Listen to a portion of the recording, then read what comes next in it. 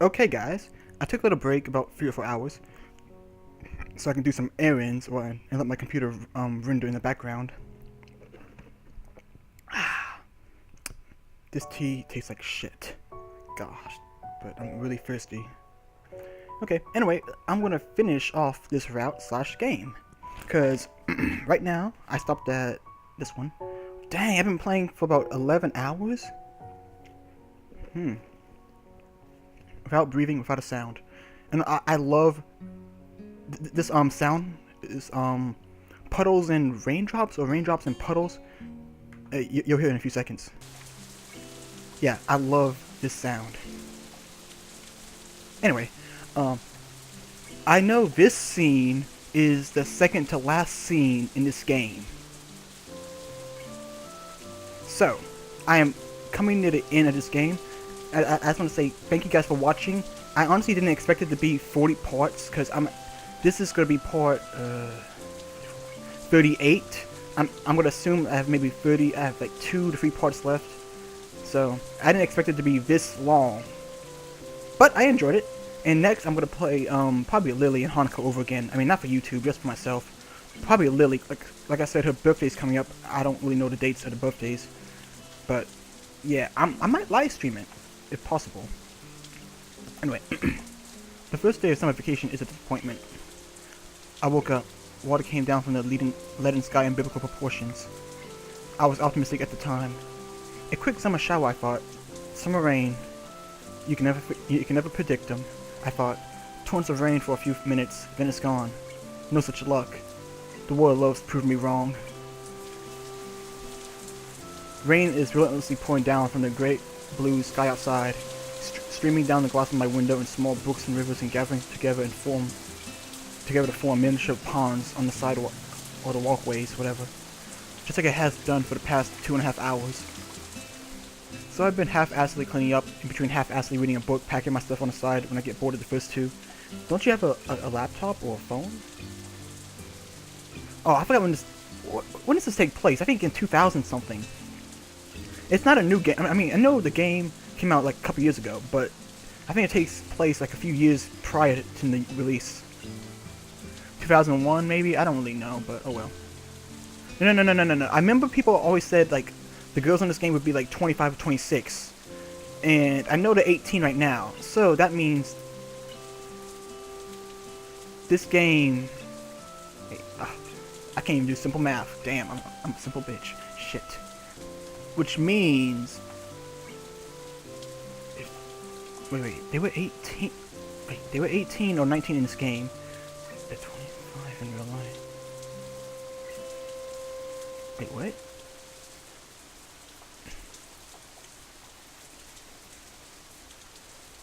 Wait a minute. 2006 or 7? I don't know. Screw it. I'm here to play games, not do math. Shit. The river drags my spirits pretty down too, making it hard to do anything properly. Like math. Something bumping quite loudly against my door rouses me from apathy. I hope it's not Kenji in this crazy indoor bowling alley. But that'd be kind of cool if you think about it. I mean, everyone's in summer vacation, like they're at home or something, with their families. You're alone in the hallway, throwing bowls of fruit like pineapples and watermelon at the hallway, trying to knock some bottles of pins down, probably Sprite bottles. That would be awesome. I hear no more sounds from the corridor until I walk to the door and open it. Rin. I wish seeing her would invoke some more emotion in me, but for one, I'm too surprised that she came to see me, and for two, she is soaking wet. Her uniform shirt is drenched, and she is standing in a self-created puddle. Droplets of rainwater are dripping from her short bangs and sliding down her little nose until they fall down from the tip. One by one. Hi. How are you feeling? Medium normal. The relative questionability of her statement aside, she sure doesn't look too good. You're all wet. It's because I came from the outside. Do you know it? Why'd you be outside? It's raining buckets out there if you haven't noticed. I haven't. It's raining pretty hard though. I was on a walk. Is this what you call wallowing in self-pity? Do you think I'm pitiful? No, I implied that you think you are. I'm not. And rain is not a sad thing. Don't you ever walk in the rain? I do, but with proper equipment, you know, like an umbrella. You just need to imagine you have a blue umbrella with white stripes. It might be tough when it's rain. It might be tough when rain is falling on your head. Just imagine water. Yeah, she's definitely back to normal. Those half sarcastic, inconsiderate remarks that really push my buttons even though she doesn't mean it. That vacant, spaced out stare that always expects more than it gives. It's so very much like her. I may need to come in. I need some help with this water and clothes I'm wearing. My brain quickly solves this equation, and I stumble with my words. A stark display of contrast against Ren's easygoing self-invitation. But, Emmy! Ren shakes her head vehemently, causing water to sprinkle everywhere like a water sprinkler. She left. Besides, she would just worry and fuss until she could not worry or fuss anymore, which always takes a troublesome long time. It's in fact longer than I want to hear her fussing, and I thought, you're probably not the fussing kind.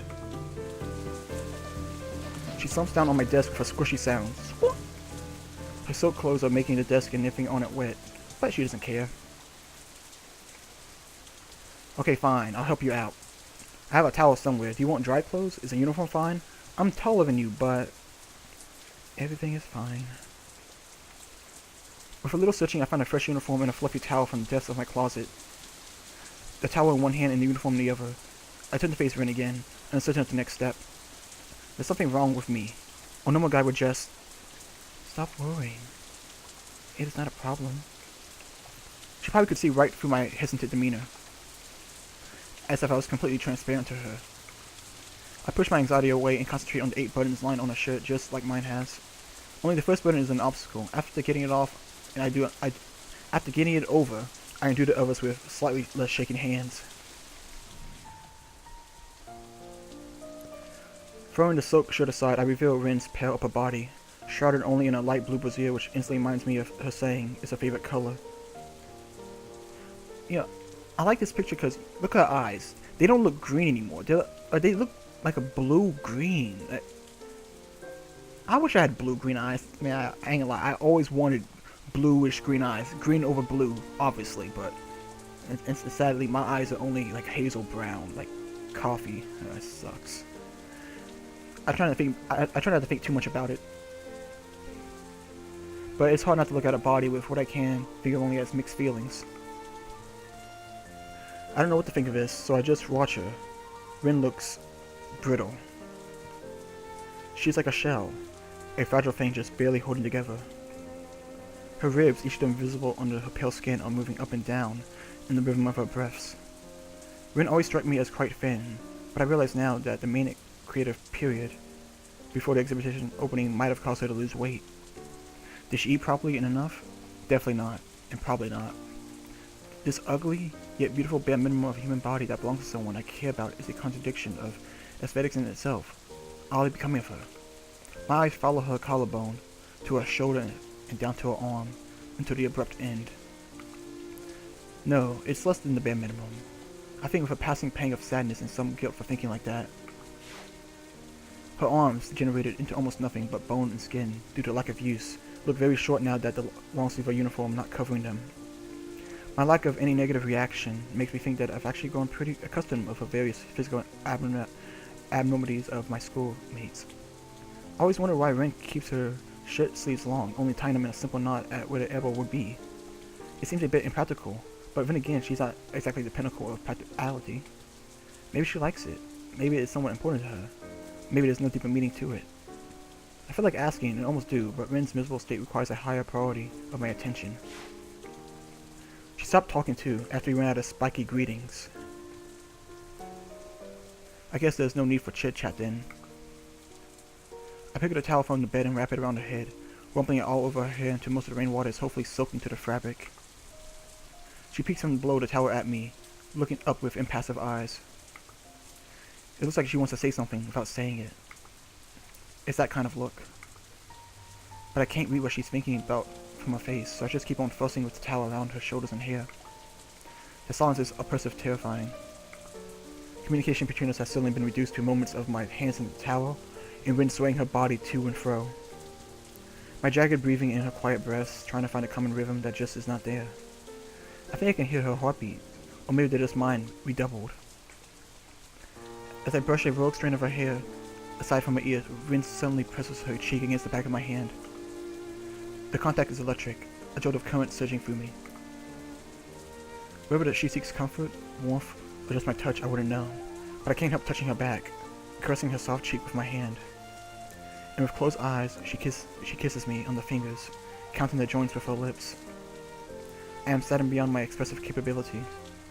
Here we are, a boy and girl, both in love or something like that with each other. Or maybe not. And yet, something is broken. I can feel it in me, and in Rin. In the way our gazes merely brush against each other, shying away from contact. In our closed, timid posture and in my way of touching her like a china doll, afraid of shattering her delicate form. And how we are closer than we've ever been, yet I'm not feeling happy. It's like yesterday. When did tenderness and forlornness become one and the same word? Acts of affection starting invoking only longing. How? Why do we end up like this? No, don't answer that. I like to say to myself, but fighting against the omniscience of self-awareness is a lost cause. Still, I am here, and Rin is here, and it feels like she might not be able to solve whatever problem she has. Or she might be able to solve whatever problem she has. And if she can, why couldn't I? Why couldn't we? It feels like taking that step is too much, too difficult, too uncertain. So for now, all I can do is dry her up, so she won't get a cold again. I pat her head, trying to sort out her hair that refuses to be sorted out even when wet. A pair of dark, glazed eyes follow my every movement. Pants too?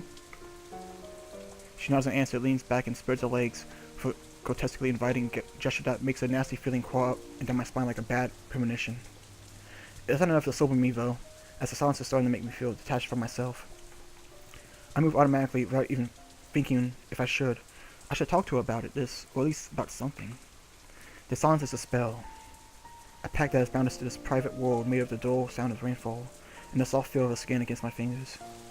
The button of her trousers is fastened tight, but open surprisingly easy. Slipping them off is hard, mostly because she is sitting on them, with no intention of standing up to ease my task. I kneel down uncomfortably and tizzling between her legs so I can quickly dry her bare feet, remembering that they are important to her as my hands are to me. As I work the towel up from my ankles, Rin brushes her thighs against my cheek and nudges the small of my back with her heel to make me come closer. I look up to meet her silent stare that was waiting for me to look up. The unassuming, expectant stare seems to say that the ball is my court. I fluently brush my hand against her inner thigh. The touch makes her gasp sharply as she was trying to hold back breathing. What if I do this then? The small kiss I place on her thigh is enough to make Rin lose her composure, to shut her eyes, to squeal almost inaudibly. Is that what you want to? Would it all be right now? To take this step? What if... maybe if... Hazy thoughts float around somewhere in the back of my unfocused mind. Somehow, this whole situation is making it hard to think, as if my whole head was full of cotton fluff. But that's alright. It seems thinking is not something we need right now. My grace of vastly smaller amount of fabric slipping off Rin's panties is considerably easier than our trousers. They disappear past my field of vision, sliding somewhere down her legs. It seems I did a poor job with the towel since Rin's legs are still wet from the rain. Well, whatever. Guided by instinct more than rationality, I move closer and taste a different kind of wetness. She responds to me, to the close movements of my tongue on her skin, to my kisses on her flesh. Her muscles tense and relax in the rhythm, as if what I'm doing was uncomfortable. To hear Rin try not to make a sound when I suck on her is unreal. This whole morning has been so unreal, like the surreal intangibility of an awakening dream. I can't believe I'm doing this, to her, now, but I'm going with the flow. Besides, the point of no return was 1,000 miles ago. I move around, try to do things to her, to find the places where her weakness lies, to tease her, to drive her mad with pleasure because I want to. I want to do this to her. But she doesn't squeal. She doesn't squirm. For maybe I can't make Rin any madder than she already is, whatever I do. Her ragged, heavy breathing mixed with unintelligible moans is that of a lunatic, but I do not cause it. I only release her from it. She becomes more and more moist, and I drink from her, feeling a heat growing inside myself. I try to reach her deepest places, to feel all of her I can this way. My every action is met with a different reaction, but all of those are out of pure lust. Rin is lost in desire, willing to let anything happen to her if I do it right now. She becomes closer and closer to the moment of release, but the way to that is an uphill slope of madness. Still, she's going that way. The muscles don't relax anymore between the waves of ecstatic spasms. Rin just becomes tenser and tenser, contracting so much that it must be physically painful, but I do not let go. I keep going. I know she wants it too. She desperately wants me to do this to her. A look curls around my shoulders and draws me closer, so close that I think I'm going to choke. I keep going because it's the only possibility.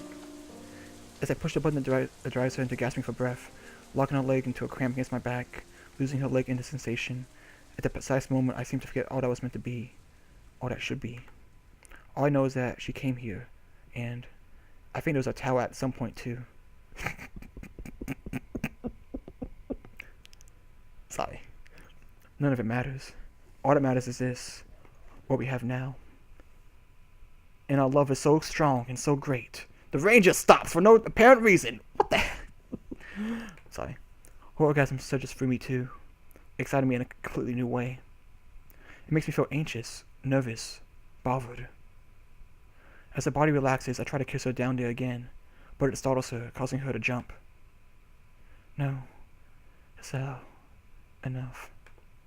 Come here. I stand up to remove the last piece of clothing Rin has. She leans against me to catch her breath, tickling me with her warm air exhaled into my shirt. Blindly, I reach behind her back to feel my way below her shoulder blades to find the contraption that fastens her bra. It opens more easily than I thought, falling to the floor somewhere. Her bare skin against me is a sensation so wonderful that I want to have more of it, and I do, embracing her. Rin's hair smells of rain, and I realize that I'm not hearing the sound of rainfall anymore. It's a sobering thing. The cushion that enveloped us into a reality of our own is now gone, and I realize more clearly what is happening. You know, this is really not what friends should be doing. I whisper once again, noticing how such a simple matter as talking can be overbearing, difficult at times. Will you stop being my friend? That wasn't what I meant, but her serious tone and layers of conditions behind Rin's question gives me pause. Nah. I think it might be alright, even if you did. I hug her and smile into her hair, understanding Rin's perfectly for once. You are wet. The remains of water on her skin have drained into my shirt. Somehow, even a statement of the obvious makes me glad right now. You're right, I am. But that's your fault. I want to see you. I comply, standing back to open my boots. I'm sorry, I was trying to say something about how he just took it off in like a second, but whatever. I comply, standing back to open the buttons of my shirt, much more quickly than when I did Rin's buttons. A certain sense of haste strikes me, spurring me to rush forward. Every second I'm not touching Rin is a second wasted, a chance lost. My belt buckle proves an obstacle despite my ability to open it in an eye blink under normal circumstances. While I fumble with it, I don't notice Rin bringing her foot up between us until she starts tracing my chest with her toe. I look down to see what she's looking at. My heart. I reflexively flinch back, covering the scar tissue in the middle of my chest. The shallow mark that the surgery following my heart attack left on my body has healed already, but, well, it's not a particularly pretty sight if not overly repulsive either. It's barely noticeable, but she does have an eye for detail. Is this why she said she wanted to see me? Had sort of forgotten about this because of all this mess with Rin, but now all the unpleasant things connected to my condition surface at once, rushing through my mind like a flash flood. And oh god, all the stories about old guys getting heart attacks when having sex. What if... Hassel? Realizing that I might have just spoiled the mood, I stumbled to explain myself. Sorry, it's just that. Let me touch you. Her eyes are sultry, inviting as she sits there bare naked without an inkling of shame. I never thought Rin could look like that. Yeah, I know this is not how it should go. Even though Rin is right here, even though there should be no more questions, no obstacles, not this maddening feeling that something is constantly wrong. The same feeling that clutched my heart yesterday makes its appearance. We are together, in a way that is difficult to define. It eludes description as stubbornly as it evades change. Would a relationship like this be alright? Could we ever change to become closer? Even though we stay together for all eternity, we might never find a mutual understanding. But there is no such thing as an eternity. This may mean that we will never be together forever. If not, the difference is when the flow of time will pull us apart with irresistible force. Rin is a creature of the moment, of whim, of impulse. I am nothing of the sort. This is a fact that I can understand very clearly. If for no reason, for this reason, I should grasp this moment, even if it's the only moment we will ever have, I should not let myself spoil it. Even if I cannot escape myself, Rin can't either. I know it now. We both have things we can't let go, things we cannot think of, feelings we cannot feel, but she allows herself to want me without any restraint, here and now. I'm sorry, you know. Hasao, you really had to stop worrying. Rin interrupts me before I get further, which is good because I don't know what I could have said. Her voice, void of its usual spaciness, scolds me softly without an edge. You really have to learn to let go. She scans me calmly, almost calculatingly. I wonder what I look like through her eyes. Damn, they're so green it almost hurts. I always was so enchanted by her eyes, those mysterious, captivating eyes that always were too restless for their own good. But I was always so intimidated by them. Yeah, Rin is intimidating on more than one level, and especially right now. She's frightening, lucid, the goosebumps on her skin giving away that she's cold, or scared too. Either way, I still myself and step back to Rin, embracing her to feel her in my arms again, and to banish my doubts. The sight of her gentle, loving eyes seems to melt those doubts away like the last snow of winter. She presses her head against my shoulder, seeking a place to rest herself in, leaning against me like I lean against her. Let go. Yes. You should forget about stuff like future and past. It's not that you can change those kind of things. I wanted to say something to her, but I've lost my voice, so I just mumbled something unintelligible at her. You should just be with me, now. Maybe she understood what I wanted to say, even if I didn't. Come here. I am here. Come closer. My entire body is thinking only in positive now, so I do, hugging her more tightly. Closer. I press my lower body against her. She tenses a little, just a little. Closer. Her final plea is more like a prayer. There's only one way to be any closer than this. I reach down between us and guide myself, sinking myself into her. Every muscle in Rin's body stiffens at the same time. She doesn't say anything or wince, so I push deeper, eventually moving out. And again, and she moves with me. Our movements melt together into one continuous string of back and forth, in and out. All sensations become sharper, amplified, tenfold. My brain gives up interrupting all the stimulation ages ago, and now I'm left with no choice but to feel all this warmth, all of it with my entire body. It's like that for Rin too. I know it, I can see it, I can feel it. She breathes sharply in and out, losing all composure and grace, breathes warmly against my shoulder. Between those fragile breaths, she sometimes kisses me tenderly, gently as she was unsure how to do it properly. But there is no hesitation.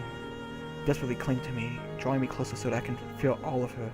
She moves against me, around me so I can see it. It's hard to see where I stop and she begins. We take it slowly, excruciatingly slow, as if we had all the time in the world, even though we only have this moment, and nothing beyond that. That feeling is... wait. I stop moving, slightly alarmed. Maybe it hurts, or... She looks at me in a way that I can't really begin to interpret. Is this it? Huh? You said I don't have to be alone.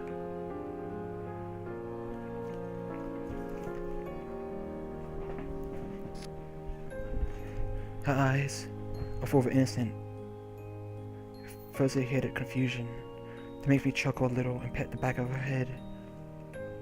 Yeah, this is what I meant. That you have someone you can come to when you get soaked in a rain. Sorry. It means you're not alone. If there's such a person for you. She answers with a kiss, reminding me that we have stopped moving for no real reason. So we start from the top, almost at the same time, each mirroring the rhythm of the other. I move faster, faster in and out of her, my sweat mixing with her, glistening on our shared skin like diamonds and pearls. She moves faster, grinding herself against me in the throes of our desire. The intoxicating scent of her lust, the mind-blanking feeling that connects our bodies, the sense of all rational thought draining from my mind. All those burn my consciousness just like the compelling feeling in my body burns my instincts. All those feelings grow. Wind makes no sign of stopping. She curls her feet behind my lower back, forcing me to drive myself inside her as deep as physically possible, each millimeter sending waves through my spine. My mind blacks out the world, erupts into a flash of bright white blindness.